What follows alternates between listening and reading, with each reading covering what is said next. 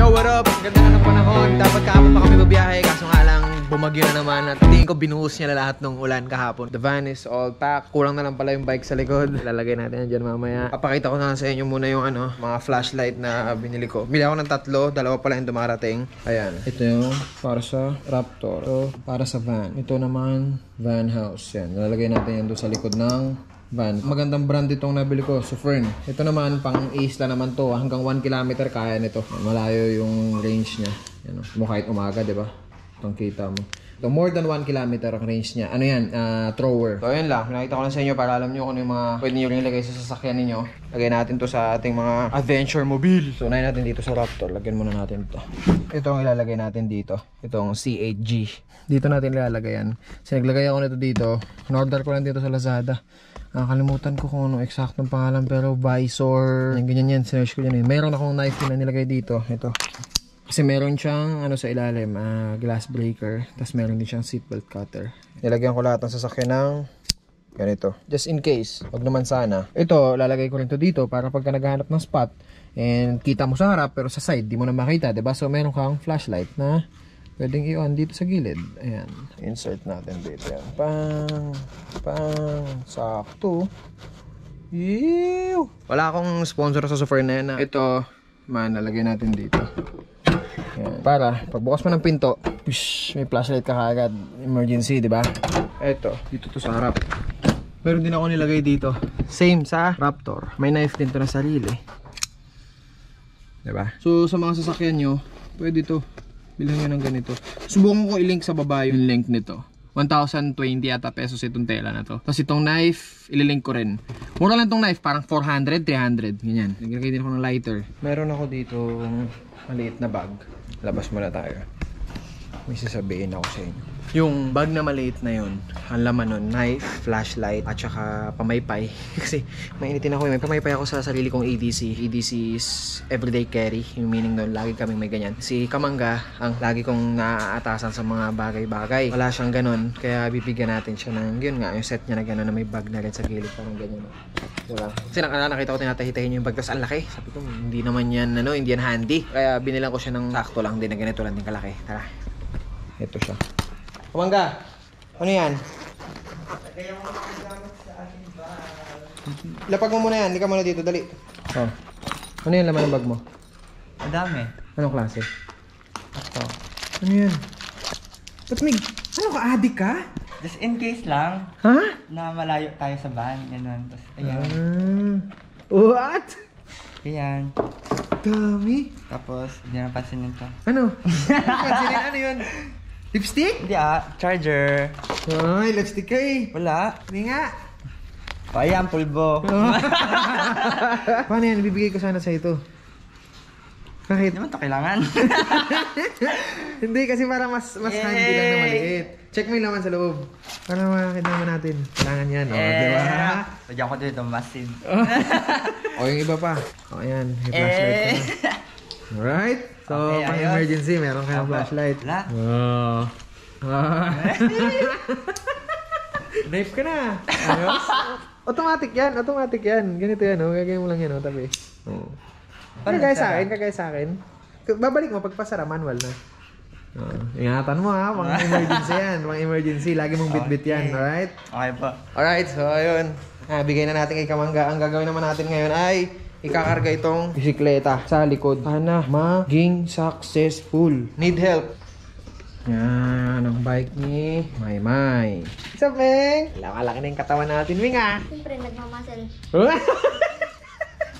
Nagpapamasel ka ba? Opo. Bakit? Para mas pogi? Opo. Naks naman. Ito naman ang aking bisikleta. Si Mapi, oh. Ano, Map? Bagay sa'yo, Map, ah. Yan, oh. Alright. Alright. Ngayon yung itsura niya. Karga na yung dalawa. Tali na lang. Alright. Let's go. Oh, parang hindi under eh.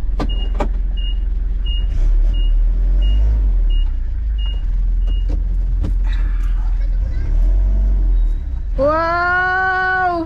Hi, Pogi! Let's go, Nas? Ha? Okay. Hawak. Papaday siya. Okay, galing. Yeah. Let's go, let's go. Yup. Okay, isara yung pinto, isara. Alright. Doon sila sa loob kasi malamig na dun eh. Papadiesel muna tayo. Dito na kami sa diesel station. Diesel station eh, no? Dapat gas station. Ayan. Hey. Hello. Bye. Nanonood kami palagi. Talaga? Thank you, thank you. Kanya kasi ano, sino idol mo? Si Astig! Andiyan si Astig! Saan galing? Nag-iglog. Ah, ilog. Ayos, ayos, ayos. Whew! Sige, ingat mo. Okay. Ate, anong bago nyo? Lapon po eh. Kailan lang to? Tapon po ng hapon. Ah, kahapon. Hindi na mainit. I-ano mo ng uling, tapos parang toast. Pero pagdating pa dun. Uling natin. Oo, hindi natin yan yung Sige, kakainin. ito na lang. Nadala kami ng plastic. So dyan na isi-shoot yung mga tinapay diretso. Alright. Makabili na kami ng mga tinapay. Nakapa-diesel na rin. Wala pa kaming lunch. Bumili rin kami ng siopaw ba? Topia. Siopaw yan o. Siopaw. So yan ang ating tanghalian muna. Alas 2 na eh. Ngayon meron tayong destination kung saan talaga tayo papunta. So tuloy-tuloy lang tayo. Uy, umuulan na naman. Madilim na naman. Nakikita nyo yan. Oh. Yan yung daanan. Tapos ito yung pupuntahan namin. Ayan. Mga sinave ko na ng lugar yan. Oh. Kasi ito yung tinakbo namin. Mula sa bahay, ito yung bahay namin. Pag ganun. Hanggang sa ngayon, nandito na kami ngayon sa kabundukan. Let's go! Tagal din namin na natili sa bahay. Hindi kami nakakita ng kagandang mga ganitong tanawin. Ma, wanna go down? Ilog oh. Wow. Hanip. Ganda. Alright, magdo-drone muna tayo dito. Ayan, nakapark yung sasakyan natin. May huminto rin doon. Sila ate. Pa? Ay, nanonood po kayo? Thank you po. Saan po kayo? Dala sa Bukana. Ah, okay. Sige po. Salamat po. Ingat po kayo. Sige po, ma'am, sir. Ganda rin dito sa taas, oh. Kaya po bababayin po yung tubigan. Grabe, ayun oh, may tubig dun oh. Uy! Hala, hindi na umandar.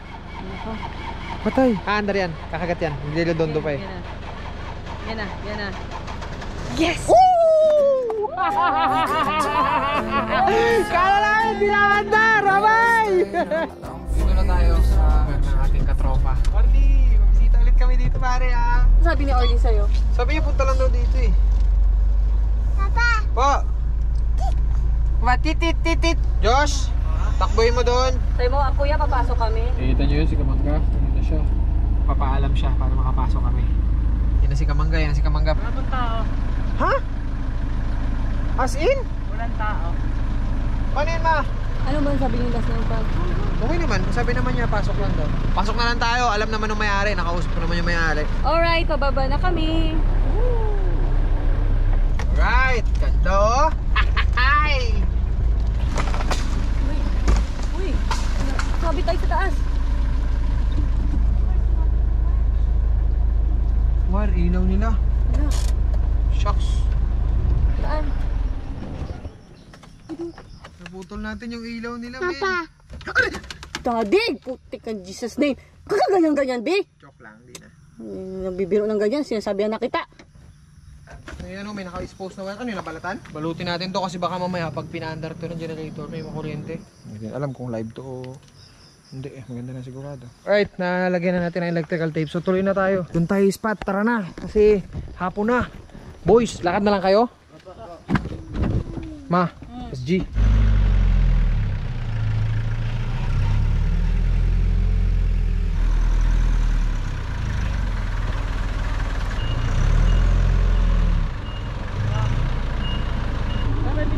Ano? Nyog.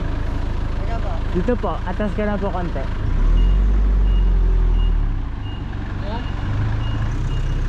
Wala lang nyog dito banda. Alright! We are here. The boys are ready. Ready. Ready. Ba't parang ano ka? Hassle ka? Kasi nga, ayan o. Isa, dalawa. Ah, may lamok. Dami. Totoo? Dami. Lamok, Meng? Ngayon, tingnan muna natin yung paligid ng lugar. Papakita niya sa inyo kasi kumuha na siya ng mga shots dito eh. So, makikita niyo na kung gaano kaganda yung paligid ng lugar. Pati nga. Eto.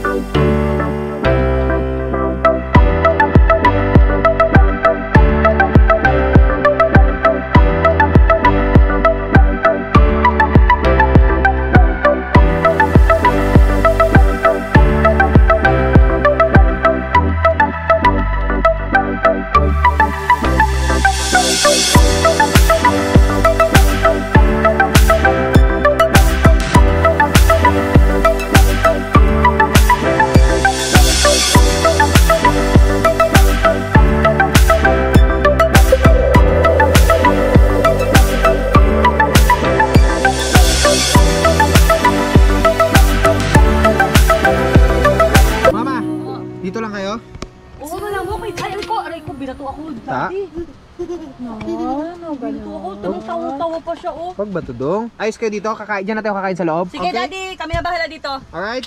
Yeah. Sige, diyan na tayo kakain. Ikot-ikutin muna natin tong area. Sama muna natin tong boys. Boys, let's go! Let's go! Yehoo! Si Astig, pinapapak na ng lamok po! Baka naman gusto nyo kabahay si Spike. Si Spike! Sama mo si Spike! Si Spike! Nakalimutan nyo na yata. Bakit? Sumampa dyan? Ako din eh. Nangangamoy utot eh. Ah! Ano na lang naman, meron pala kami kasama. Sa wakas, nakabalik na kami sa kalikasan! Yeah! Wala na rin kami ngubo pati si Bon. Matagal na ako nagkakulong. Ito na pinag-isipan ko to. Gusto na ako pumunta dito. Sobrang na-miss kasi namin talaga to yung trip na ganito. Lalo na yung makita yung beach na ganyan. Daming ibon doon na lumilipad sa taas na ng tubig. Sobrang ganda. Malaya na ulit yung aming mga pananaw kasi hindi kami talaga sanay na 4 na pader lang yung nakikita namin, di ba? Pakiramdam mo kakasakit kami anytime. Parang, uy, naubo ako ah. Iba to, iba na to. Di ba? Pag nasa labas kami, wala kaming ganung kaba kasi parang kung ano man yung naramdaman namin, alam namin dahil lang sa ulan yon, sa ilog na niliguan namin nung gabi, sa dagat na ano namin, nalamigan lang kami. Pag nasa bahay ka kasi pakiramdam mo nandun lang umiikot yung ano, yung kung ano man yung dapat umikot na masasamang sakit doon. So at least ngayon, malaya na tayo ulit. Sana tuloy-tuloy na to. Kung ano may mga mangyari bukas, susunod na araw, sa susunod na linggo. Nandara ba kayo, boys? Yan na! Siyempre! Ako si Gio! Bigyan ako!